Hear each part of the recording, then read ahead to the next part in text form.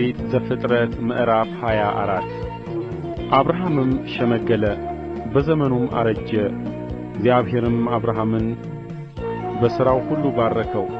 አብርሃምም ሎሌውን የቤቱን ሽማግሌ የከብቱን ሁሉ አዛዥ አለው፣ እጅህን ከጭኔ በታች አድርግ፣ እኔም አብሬ ከምኖራቸው ከከነዓን ሴቶች ልጆች ለልጄ ሚስት እንዳትወስድለት በሰማይና በምድር አምላክ በእግዚአብሔር አምልሃለሁ።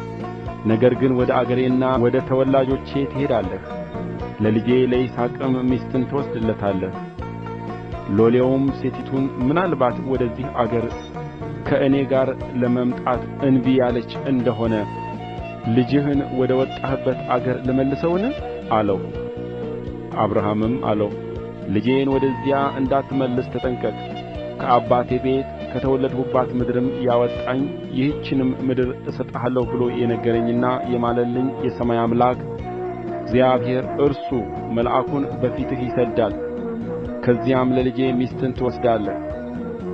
ሴቲቱም ከአንተ ጋር ለመምጣት እንቢ ያለች እንደሆነ ከዚህ ካቀረብሁህ መሐላ ንጹሕ ነህ፣ ልጄን ግን ወደዚያ አትመልሰው። ሎሌውም ከጌታው ከአብርሃም ጭን በታች እጁን አደረገ፣ ስለዚሁም ነገር ማለለት። ሎሌውም ከጌታው ግመሎች መካከል 10 ግመሎችን ወስዶ ከጌታውም ዕቃ መልካም መልካሙን ይዞ ተነሥቶም ወደ መስጴጦምያ ወደ ናኮር ከተማ ሄደ።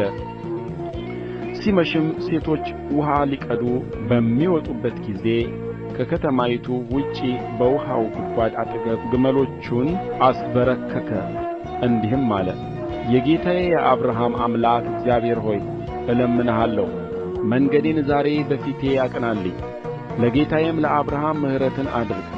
እነሆ በዚህ የውኃ ምንጭ አጠገብ እኔ ቆሜአለሁ።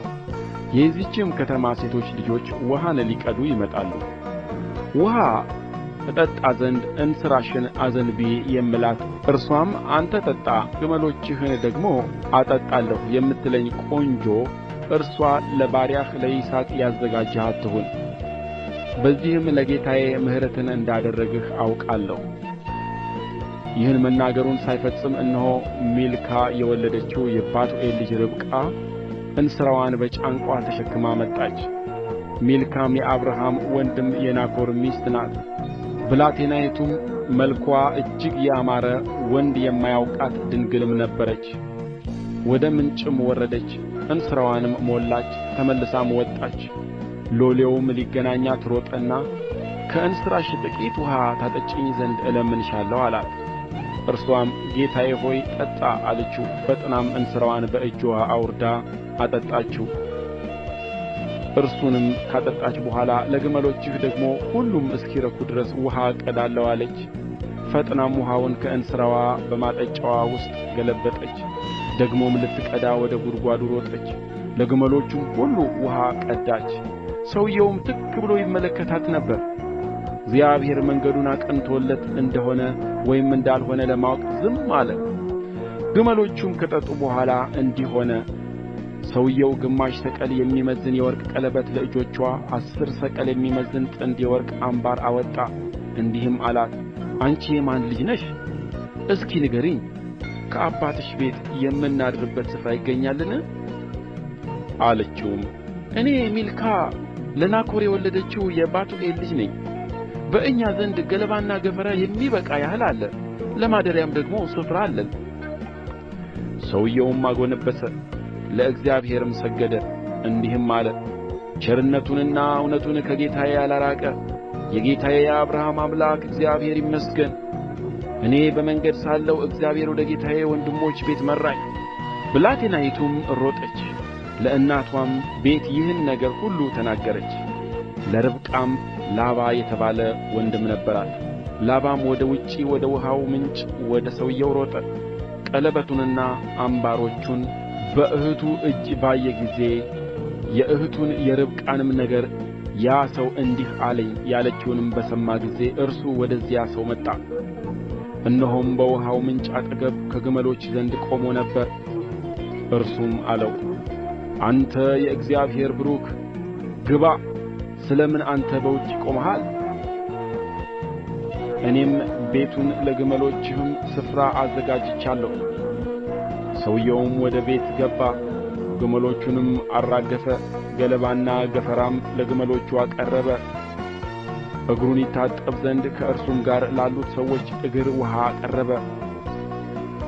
መብልንም በፊቱ አቀረበለት። እርሱ ግን ነገሬን እስክናገር ድረስ አልበላም አለ። እርሱም ተናገር አለው። እርሱም አለ፣ እኔ የአብርሃም ሎሌ ነኝ። እግዚአብሔርም ጌታዬን እጅግ ባረከው አገነነውም፣ በጎችንና ላሞችን፣ ብርንም ወርቅንም፣ ወንዶች ባሪያዎችንና ሴቶች ባሪያዎችንም፣ ግመሎችንም አህዮችንም ሰጠው። ሳራም የጌታዬ ሚስት በእርጅናው ለጌታዬ ወንድ ልጅን ወለደች። የነበረውንም ሁሉ ሰጠው። ጌታዬም እንዲህ ሲል አማለኝ፣ እኔ ካለሁበት አገር ከከነዓናውያን ሴቶች ልጆች ለልጄ ሚስትን አትውሰድ፣ ነገር ግን ወደ አባቴ ቤት ወደ ወገኔም ሂድ፣ ለልጄም ሚስትን ውሰድለት። ጌታዬንም ሴቲቱ ምናልባት ባትከተለኝሳ አልሁት። እርሱም አለኝ፣ አካሄዴን በፊቱ ያደረግሁለት እግዚአብሔር መልአኩን ከአንተ ጋር ይልካል፣ መንገድህንም ያቀናል። ለልጄም ከወገኖቼ ከአባቴም ቤት ሚስትን ትወስዳለህ። የዚያን ጊዜ ከመሐላዬ ንጹሕ ነህ። ወደ ዘመዶቼ ሂደህ እነርሱ ባይሰጡህ ከማልሁህ መሐላ ንጹሕ ትሆናለህ። ዛሬም ወደ ውኃው ምንጭ መጣሁ፣ እንዲህም አልሁ፣ የጌታዬ የአብርሃም አምላክ እግዚአብሔር ሆይ ዛሬ የምሄድበትን መንገድ ብታቀናልኝ፣ እነሆ እኔ በውኃ ምንጭ ላይ ቆሜአለሁ። ውኃ ልትቀዳ ለምትመጣውም ቆንጆ ጥቂት ውኃ ከእንስራሽ አጠጪኝ ስላት፣ እርሷም አንተ ጠጣ፣ ደግሞም ለግመሎችህ እቀዳለሁ የምትለኝ እግዚአብሔር ለጌታዬ ልጅ ያዘጋጃት ሴት እርስዋ ትሁን።